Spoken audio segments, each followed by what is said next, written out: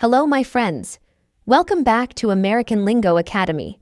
I'm Fiona, and today we're going to learn another 10 common English phrasal verbs that native speakers use all the time. These phrasal verbs are very useful, and I promise that by the end of this video, you'll understand exactly what they mean and how to use them naturally in your own conversations. Now, I know phrasal verbs can feel a little tricky at first, but don't worry. We're going to take our time today, and I'll explain each one in very simple terms.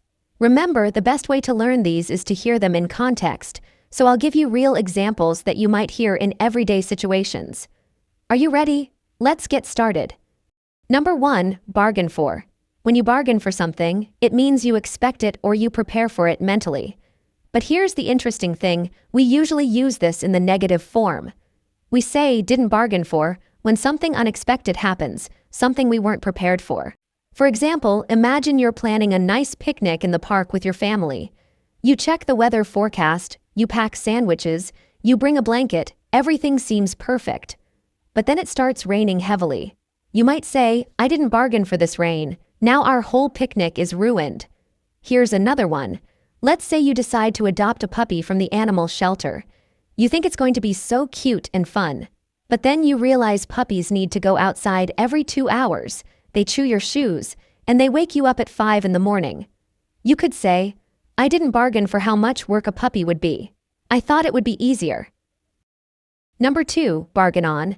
This is very similar to bargain for, but we use bargain on when we're talking about counting on something or depending on something to happen.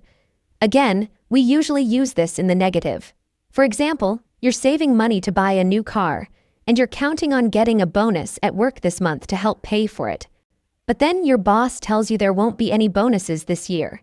You might say, I was bargaining on that bonus to buy my car. Now I'll have to wait longer. You might hear something like this too. Your friend asks you to help her move to a new apartment this weekend. She's counting on several people to help, but then 3 people cancel at the last minute. She could say, I was bargaining on more people helping me move. I don't know how we'll get everything done with just 2 of us. Number 3, barge in. When someone barges in, they enter a place rudely or without permission. They don't knock, they don't wait to be invited, they just walk right in without thinking about whether it's appropriate. For example, you're in your bedroom having a private phone conversation with your best friend about something personal. Suddenly, your little brother opens the door and walks right in without knocking. You could say to him, don't just barge in like that. I'm having a private conversation. You should knock first. People often say something like this. Imagine you're in an important meeting at work, discussing confidential information with your team. Suddenly, someone from another department walks into the conference room without being invited and starts asking questions about a completely different project. Your boss might say later, I can't believe he just barged in during our meeting like that. It was so unprofessional. Number 4, barge into. This is similar to barge in, but we use barge into when we're talking about entering a specific place or interrupting a specific situation without permission. For example, you and your roommate are having a serious discussion about paying the rent, and it's getting a little heated. Your other roommate comes home and immediately walks into the living room and starts talking loudly about his day at work, completely ignoring the fact that you two are in the middle of something important. You might think, why did he have to barge into our conversation right now? Here's another one. Let's say you're at a coffee shop, sitting at a table with your laptop, working on an important project. A stranger comes over and sits down at your table without asking and starts making phone calls. You could say to your friend later, this guy just barged into my workspace and acted like he owned the place. Now, before we continue with the rest of our phrasal verbs, I want to ask you a small favor. If you're finding this lesson helpful, please give this video a thumbs up. It really helps other English learners find our content. And if you haven't already, make sure to subscribe to American Lingo Academy and ring that notification bell so you never miss our daily English lessons. We work hard to bring you new content every single day. Okay, let's continue. Number 5, bash about. When you bash someone about, you criticize them harshly or treat them badly, usually with words.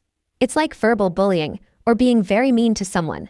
For example, your coworker made a small mistake on a report, and your boss spent 20 minutes yelling at him in front of everyone, calling him careless and incompetent. Later, you might say to another colleague, "I felt so bad for Tom. The boss really bashed him about over such a tiny error."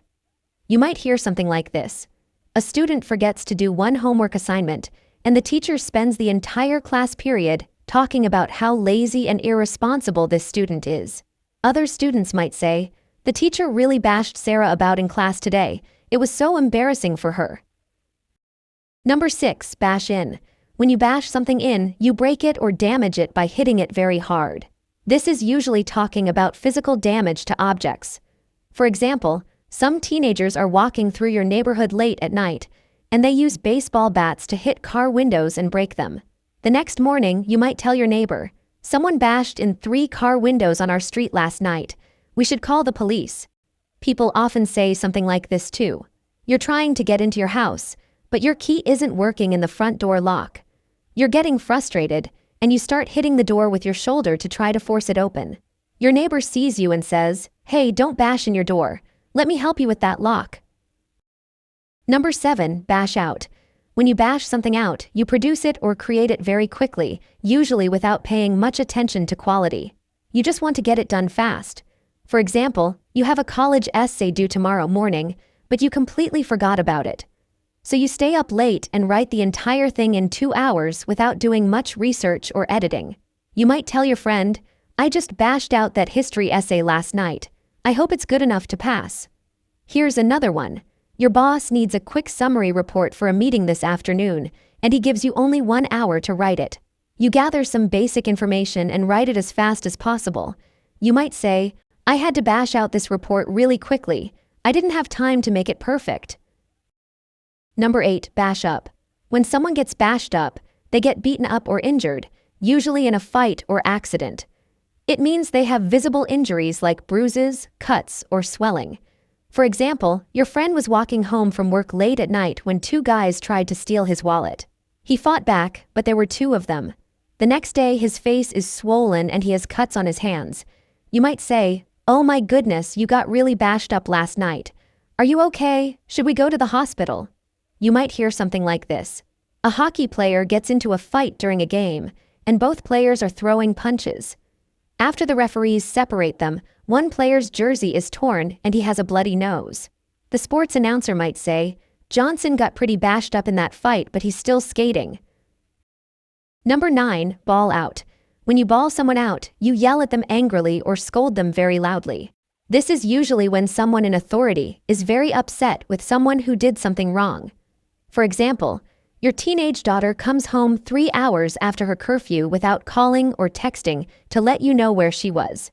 You were worried sick about her safety. When she finally walks through the door, you might bawl her out, saying, "Where have you been? I was so worried. You're supposed to call me if you're going to be late." People often say something like this. A soldier shows up late for morning training, and his uniform isn't properly prepared.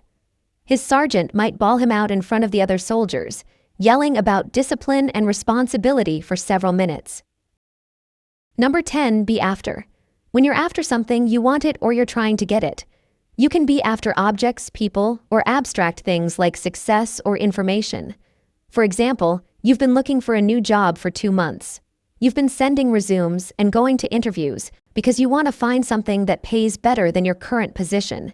You might tell your friend, "I'm after a job that pays at least $50,000 a year and has good benefits." Here's another one. The police have been investigating a series of robberies in your neighborhood, and they think they know who's responsible. Your neighbor might say, "I heard the police are after the guy who's been breaking into houses. They think he lives somewhere nearby." And that's it for today's lesson, my friends. We covered 10 really useful phrasal verbs that you'll hear native English speakers use in everyday conversations. Remember, the key to mastering phrasal verbs is practice and repetition. Try to use these in your own conversations this week, even if it feels a little uncomfortable at first. I hope you found this lesson helpful. If you did, please give it a thumbs up and share it with other English learners who might benefit from it. Don't forget to leave a comment below and tell me which phrasal verb was new for you today. And of course, subscribe to American Lingo Academy because we post new videos every single day to help you improve your English. I'll see you in the next lesson. Take care, everyone.